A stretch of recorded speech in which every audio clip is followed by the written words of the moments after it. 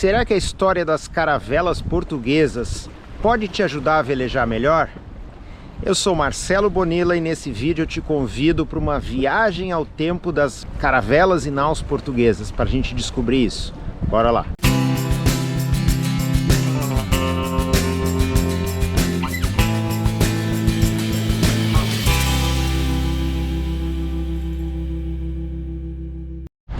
Eu estou falando da cidade de Lagos, no sul de Portugal. E foi justamente nessa região aqui, conhecida como Barlavento Algarvio, que aconteceu nos séculos XV e XVI uma revolução tecnológica que mudou o mundo ocidental para sempre. Foi esse salto tecnológico que possibilitou a expansão marítima portuguesa. Eu não pretendo me aprofundar ou entrar em detalhes históricos, até porque eu não sou historiador, né?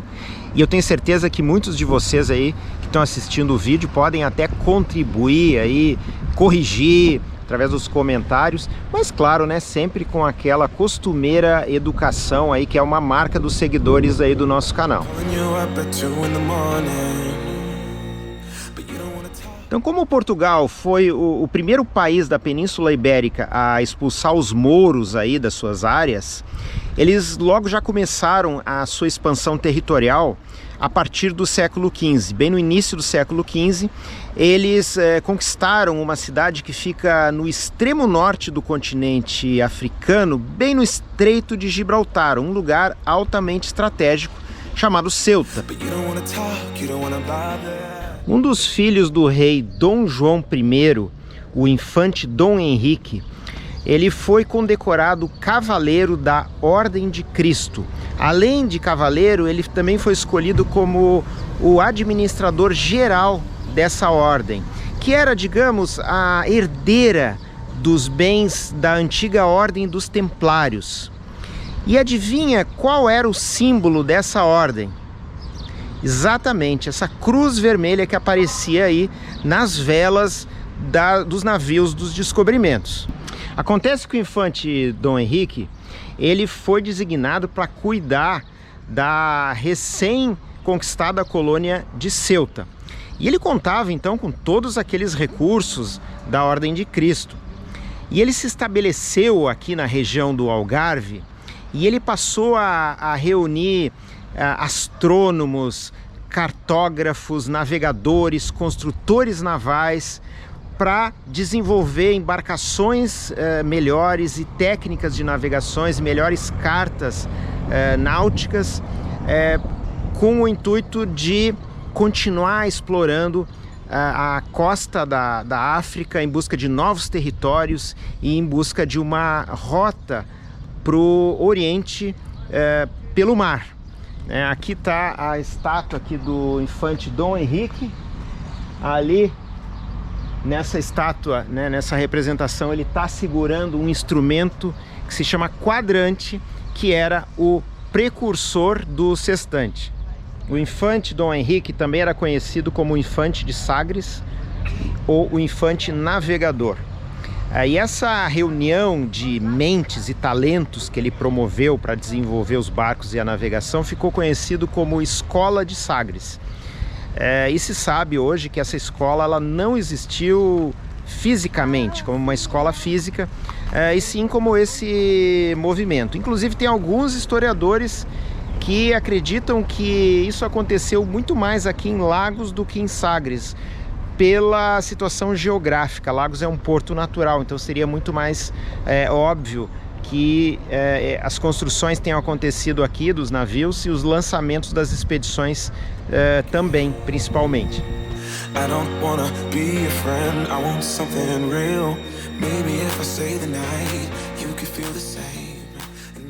Em 1434, um navegador conseguiu passar o temível Cabo Bojador, que fica na costa da África.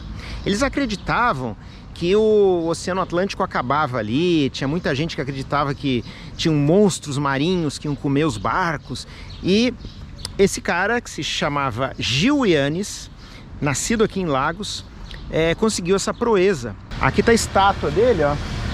Ele passou o Cabo Bojador, então, provando que o Oceano Atlântico não acabava ali, e ele fez isso com uma embarcação que era uma barca.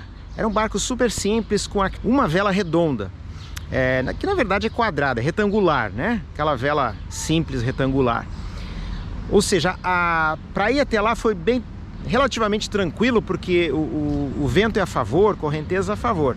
Agora, na volta foi um perrengue.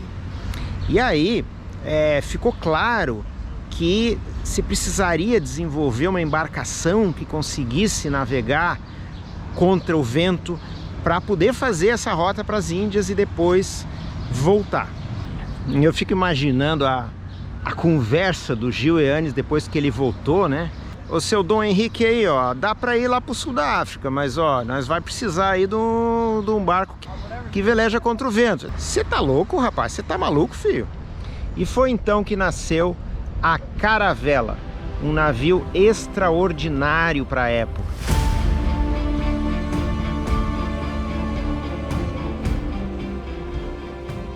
No século XV, a caravela portuguesa podia ser comparado o que seria hoje um foguete espacial que leva pessoas para outros planetas. Tamanha a tecnologia que isso representava na época. E esse empreendimento todo foi capitaneado então pelo infante Dom Henrique.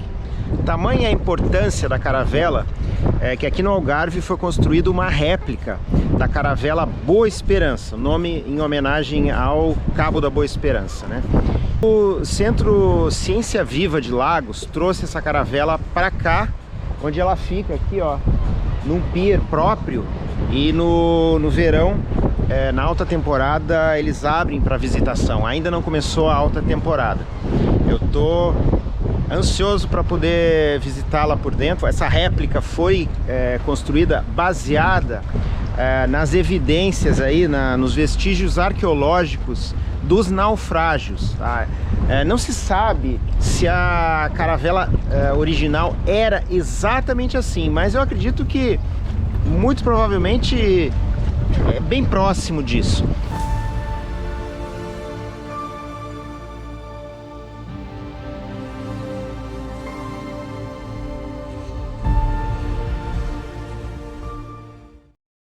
Então, o grande mérito do desenvolvimento da caravela foi unir tecnologias já existentes.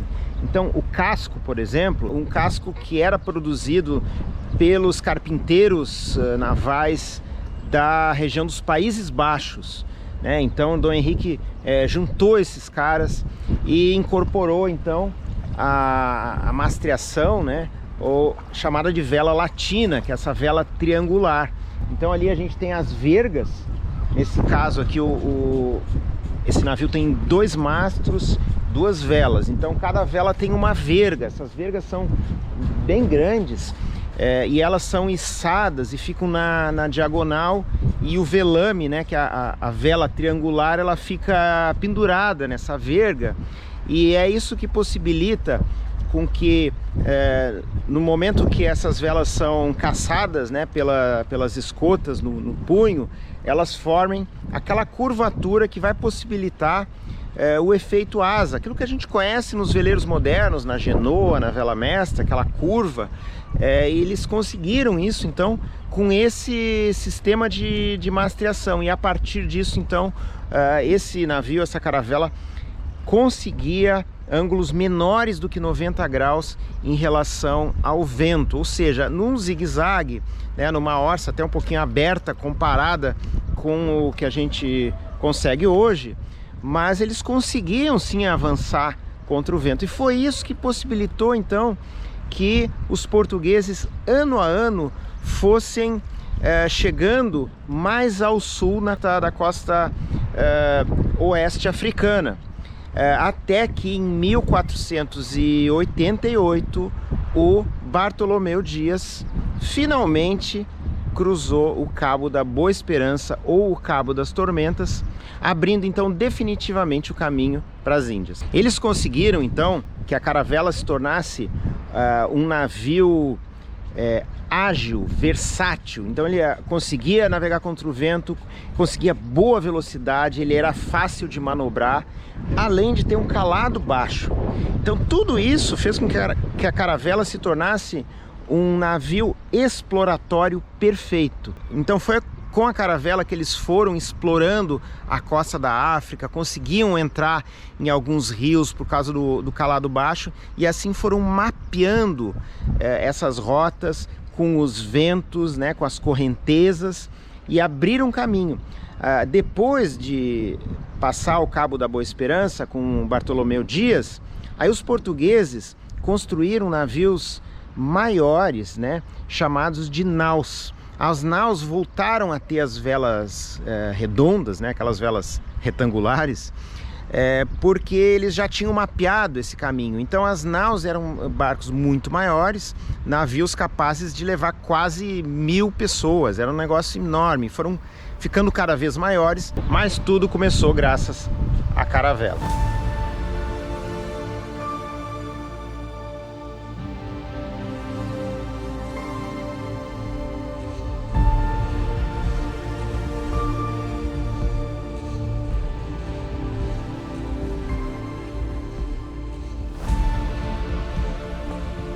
E eu tô chegando agora num farol que eu acho muito especial. Não só o farol, mas essa região toda aqui, né? É esse aqui, ó. É o farol de Sagres. Então claro que esse farol não é o original daquela época, mas ele foi reconstruído, é mais novo. Mas é um farol muito importante, né? A gente tá aqui na ponta, que é o extremo sudoeste do continente europeu, o ponto mais próximo da Europa para o Brasil. O infante Dom Henrique, ele estava muito por aqui, ele ficava aqui por perto, entre Sagres e Lagos, e ele morreu aqui, tanto que na cidade tem aí um monumento, né, em homenagem a ele. E esse lugar, essa ponta aqui, realmente é muito especial, né? Ela tem é carregada de história, tem um simbolismo muito forte, né? Então aqui a gente enxerga aqui mar, ó, por todos os lados. Vou chegar mais perto ali para ver.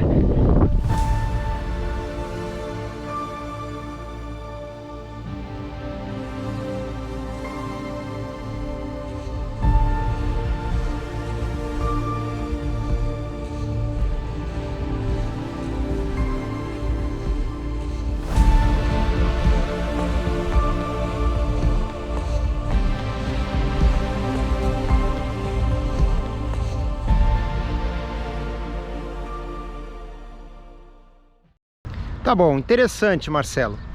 Mas o que isso tem a ver aí com eu velejar melhor? Calma que eu já te explico. Mas quem sabe antes, você vai lá e dá aquela dedada no like se gostar do vídeo. Compartilha com aquele teu amigo velejador que pode gostar desse conteúdo. E se ainda não se inscreveu no canal, demorou, né? Vai lá e se inscreve. Nos navios anteriores às caravelas, as velas eram chamadas de redondas, mas o formato dos panos era de fato retangular. Elas ficavam penduradas em hastes que se chamavam vergas. As vergas eram presas ao mastro horizontalmente, de modo que podiam girar um pouco para cada lado.